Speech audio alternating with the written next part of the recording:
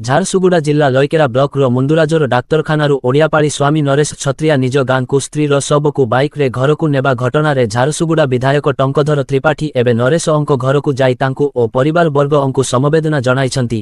ଏହା ଏକ ଦୁଃଖଦ ଘଟଣା କହିବା ସହ ସେ ଦୀର୍ଘ ଦିନ ଧରି ଅସୁସ୍ଥ ଥିଲେ ଏବଂ ପୂର୍ବରୁ ରାୟଗଡ଼ରେ ଚିକିତ୍ସିତ ହେଉଥିଲେ। ଆଜି ଭୋର ପ୍ରାୟ ଟା ସମୟରେ ତାଙ୍କ ସ୍ୱାସ୍ଥ୍ୟାବସ୍ଥା ଗୁରୁତର ହେବାରୁ ପରିବାର ଲୋକେ ଆମ୍ବୁଲାନ୍ସକୁ ଫୋନ୍ କରିଥିଲେ। ଅଧଘଣ୍ଟା ମଧ୍ୟରେ ଆମ୍ବୁଲାନ୍ସ ପହଞ୍ଚି ମୁନ୍ଦୁରାଜର ଗୋଷ୍ଠୀ ସ୍ୱାସ୍ଥ୍ୟ କେନ୍ଦ୍ର କୁ ନେଇଥିଲା। ମାତ୍ର ସେଠାରେ ପହଞ୍ଚିବା ପୂର୍ବରୁ ହିଁ ତାଙ୍କର ମୃତ୍ୟୁ ହୋଇସାରିଥିଲା। ବାଇକରେ ଶବ ବୋହିବାର କାରଣ ସାମାଜିକ ପ୍ରଥା ଓ ଆର୍ଥିକ ଭୟ ଡାକ୍ତର ମୃତଦେହର ବ୍ୟବଚ୍ଛେଦ କରିବା ପାଇଁ କହିଥିଲେ। ମାତ୍ର ଗ୍ରାମାଞ୍ଚଳରେ ପ୍ରଚଳିତ ପ୍ରଥା ଅନୁଯାୟୀ ପୋଷ୍ଟମର୍ଟମ ହେଲେ ପରିବାରକୁ ଜାତିଭୋଜି ଓ ଅନ୍ୟାନ୍ୟ ରୀତିନୀତି ପାଇଁ ବଡ଼ ଧରଣର ଖର୍ଚ୍ଚ ବହନ କରିବାକୁ ପଡ଼ିଥାଏ। ଏହି ଆର୍ଥିକ ବୋଝକୁ ଭୟ କରି ପରିବାର ଲୋକେ ପୋଷ୍ଟମର୍ଟମ କରିବାକୁ ମନା କରିଦେଇଥିଲେ। ମୃତଦେହ ନେବା ପାଇଁ ଗାଡ଼ି ମିଳିବାରେ ବିଳମ୍ବ ହେବା ଆଶଙ୍କା କରି ପରିବାର ଲୋକେ ଏକ ବାଇକ୍ ସାହାଯ୍ୟରେ ମୃତଦେହକୁ ଘରକୁ ଆଣିଥିଲେ। ସେ ଜିଲ୍ଲା ପ୍ରଶାସନ ସହ ଆଲୋଚନା କରିଛନ୍ତି ଯେପରି ମୃତକଙ୍କ ଅନ୍ତ୍ୟେଷ୍ଟି କ୍ରିୟା ସୁରୁଖୁରୁରେ ହୋଇପାରିବ ଏବଂ ଭବିଷ୍ୟତରେ ସେହି ଗରିବ ପରିବାରକୁ ସରକାରୀ ସହାୟତା ଯୋଗାଇ ଦିଆଯିବ। ଏହି ସମ୍ବେଦନଶୀଳ ଘଟଣାକୁ ନେଇ କିଛି ଲୋକ କରୁଥିବା ରାଜନୀତିକୁ ସେ ତୀବ୍ର ସମାଲୋଚନା କରିଛନ୍ତି। ସେ କହିଛନ୍ତି ଯେ କାହାର ଦୁଃଖଦ ମୃତ୍ୟୁକୁ ନେଇ ରାଜନୀତି କରିବା ନିନ୍ଦନୀୟ ଏବଂ ବିରୋଧୀମାନେ ନିଜ ଶାସନ କାଳର ବ୍ୟବସ୍ଥାକୁ ନେଇ ଆତ୍ମସମୀକ୍ଷା କରିବା ଉଚିତ। ତାଙ୍କର ଆଗରୁ ଦୀର୍ଘ ଦିନ ଧରିକି ଦେହ ଖରାପ ଥିଲା ଏବଂ ସେ ୟା ପୂର୍ବରୁ ରାୟଗଡ଼ରେ ଟ୍ରିଟମେଣ୍ଟ କରୁଥିଲେ। ଟ୍ରିଟମେଣ୍ଟ କଲା ପରେ ଗତ ରାତିରେ ସେ ଏଠି ଥିଲେ ଏବଂ ତାଙ୍କର ଦେହ ଖରାପ ହେଲା ପରେ ଭୋର 4ଟା ବେଳେ ସେମାନେ ଆମ୍ବୁଲାନ୍ସ ପାଇଁ ଫୋନ୍ କରିଥିଲେ ଏବଂ ଅଧଘଣ୍ଟା ଭିତରେ ଆମ୍ବୁଲାନ୍ସ ବି ପହଞ୍ଚିଥିଲା। ଆମ୍ବୁଲାନ୍ସରେ ଏଠି ତାଙ୍କୁ ନେଇକି ଗଲେ ମୁନ୍ଦୁରାଜୋର ସିଏସ୍ସିକୁ। ମୁନ୍ଦୁରାଜୋର ସିଏସ୍ସିକୁ ଗଲା ବେଳକୁ ତାଙ୍କର ଦେହାନ୍ତ ହେଇସାରିଥିଲା ଏବଂ ସେଠି ଡାକ୍ତର ପରୀକ୍ଷା କଲା ପରେ ସେଠି ତାଙ୍କୁ ମୃତ ଘୋଷଣା କରିଥିଲେ ଏବଂ ଯେହେତୁ ଗରିବ ଲୋକ ଅଛନ୍ତି ସେଠି ଡାକ୍ତର ଯିଏ ଥିଲେ କହିଲେ ୟାକୁ ପୋଷ୍ଟମର୍ଟମ କରିବା ପାଇଁ ପଡ଼ିବ। ଯଦି ଆପଣଙ୍କର ଇନ୍ସୁରାନ୍ସ ଅଛି ତାହେଲେ ଇନ୍ସୁରାନ୍ସ ମଧ୍ୟ ମିଳିବ ପୋଷ୍ଟମର୍ଟମ କଲେ।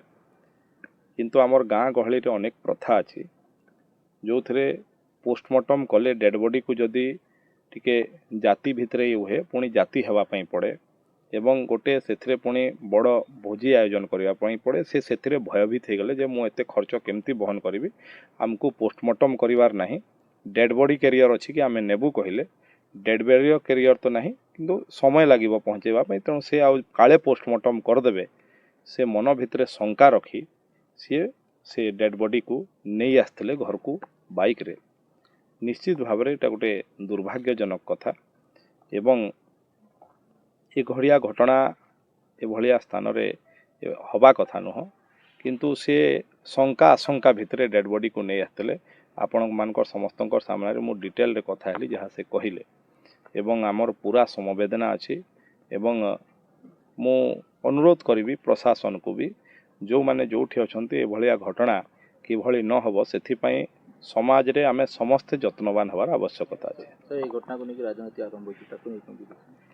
ଦେଖନ୍ତୁ, ଯେଉଁମାନେ ଛୋଟ ମାନସିକତାର ଲୋକ ବାସ୍ତବତାକୁ ନ ଜାଣି କୌଣସି ବିଷୟକୁ ନେଇ କୌଣସି ଜଣଙ୍କର ଦୁର୍ଭାଗ୍ୟଜନକ ମୃତ୍ୟୁକୁ ନେଇ ରାଜନୀତି କରିବା ନିଶ୍ଚିତ ଭାବରେ ଇଏ ନିନ୍ଦନୀୟ ଏବଂ ଯେଉଁମାନେ ରାଜନୀତି କରୁଛନ୍ତି ସେଇମାନେ ଆତ୍ମସମୀକ୍ଷା କରିବା କଥା ଯେ ଆମେ ଦୀର୍ଘଦିନ ଶାସନ ବ୍ୟବସ୍ଥାରେ ଥିଲୁ, ଆମେ କ'ଣ ବ୍ୟବସ୍ଥା କରିଥିଲୁ। ଏଠି ତ ସେମାନେ କ'ଣ ଏୟାର ଆମ୍ବୁଲାନ୍ସ ବ୍ୟବସ୍ଥା କରିନଥିଲେ ଯେ ଆମେ ଫେରେଇ ଦେଲୁ। ତେଣୁ ଏଠି 4ଟା ବେଳେ ତାଙ୍କର ଦେହ ଖରାପ ହେଲା, ଫୋନ୍ କଲା ପରେ ଅଧା ଘଣ୍ଟା ପରେ ତାଙ୍କ ଘରକୁ ଆମ୍ବୁଲାନ୍ସ ଆସିଛି। ମୁଁ ଏ କଥା ଜାଣିନଥିଲି, ସେ କହିଲା ପରେ ଜାଣିଲି। ଆମ୍ବୁଲାନ୍ସରେ ନେଇକି ଯାଇଛନ୍ତି, ଗୋଟେ ଆଶଙ୍କା ଭିତରେ ସେ ନେଇକି ଆସିଛନ୍ତି। ତଥାପି ବି ଏଭଳିଆ ଘଟଣା ଘଟିବା କଥା ନୁହଁ। ଯେଉଁମାନେ ଏଭଳିଆ ରାଜନୀତି କରୁଛନ୍ତି ଈଶ୍ୱର ତାଙ୍କୁ ସଦ୍ବୁଦ୍ଧି ଦିଅନ୍ତୁ। ନିଶ୍ଚିତ ଭାବରେ ଜିଲ୍ଲା